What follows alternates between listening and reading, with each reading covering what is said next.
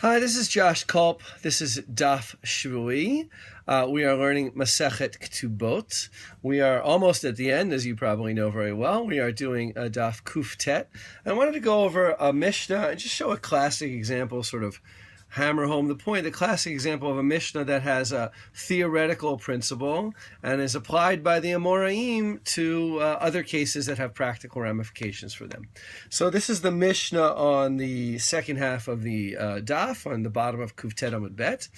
Mishalach Medinat Hayam. Somebody goes abroad. He travels. He's away for a while.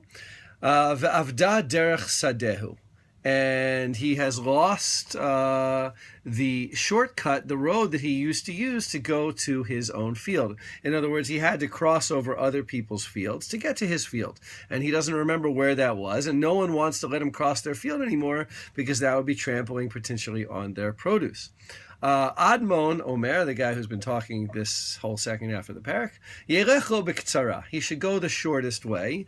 The assumption is, if my field is here and your field is here, well, at some point I used to have a path there. Otherwise, how would I have had a field there if the road is over here?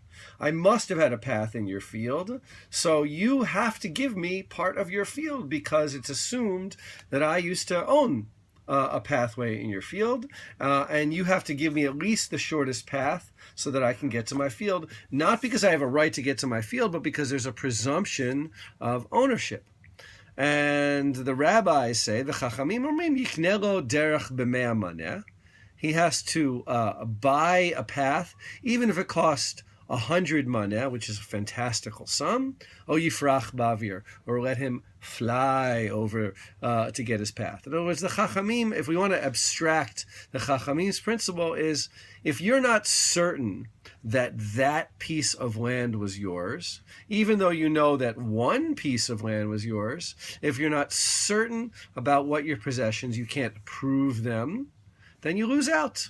Right? It's not the person whose field you have to trample on responsibility to remember where your path was.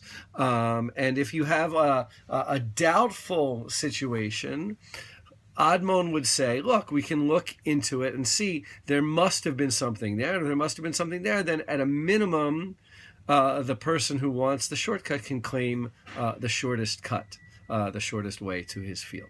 So that's the principle. I just thought it was interesting to sort of go over. Rabbis aren't only dealing with cases of people who lose shortcuts to fields. How often is this really happening? It doesn't strike me as a particularly practical situation, but it does strike me as something that teaches us an important monetary or legal principle.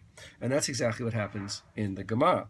We have this case of Hahuda Amar Lahu, Dikla Levarat. So there's this guy, and he says to a bunch of people, I want to give a dekel, a palm tree, to my daughter. And then he dies. Azol yatmi pluglu nachse lo yahavu radikla. The orphans, the inheritors went, they divided up their father's money, and they didn't give the daughter the palm tree. Right? They wanted to keep it for themselves. A palm tree, I don't need to tell you, is a valuable piece of property. Savar Rav Yosef lemeimar hainu matznitin. Rav Yosef thought this was the same case as the Mishnah. In other words, you can see what happens here. It's an interesting process. You've got an abstract principle in the Mishnah, and Rav Yosef, immediately his impulse is to determine the halacha according to that Mishnah, which would say, Admon would say, look, the daughter knows that one of those palm trees belongs to her, so therefore they have to give her one.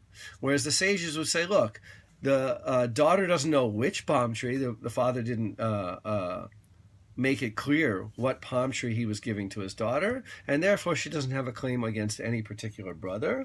And Abaye corrects him. He says, Midame, is that really so? Hatam kol chad v'chad matzi madchira. There, everybody, all four owners of the fields that surround his field could say, no, your shortcut was with him, or your shortcut was with him, or your shortcut was with him.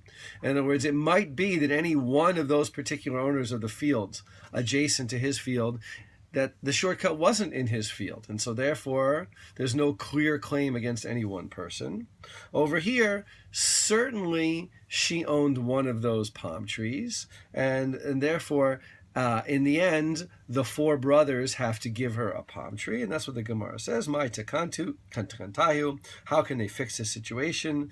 Leit vela redikla. Give her a dekel, a palm tree. Veli hadru velifra guberesh, and redivide the property. So I think what's important over here is to see that sometimes you have in the Mishnah, in the Talmud, situations that are theoretically interesting but practically are not that common, but rabbis will use them and have been using them for centuries to adjudicate other situations that could or perhaps are not to be adjudicated through the same principles.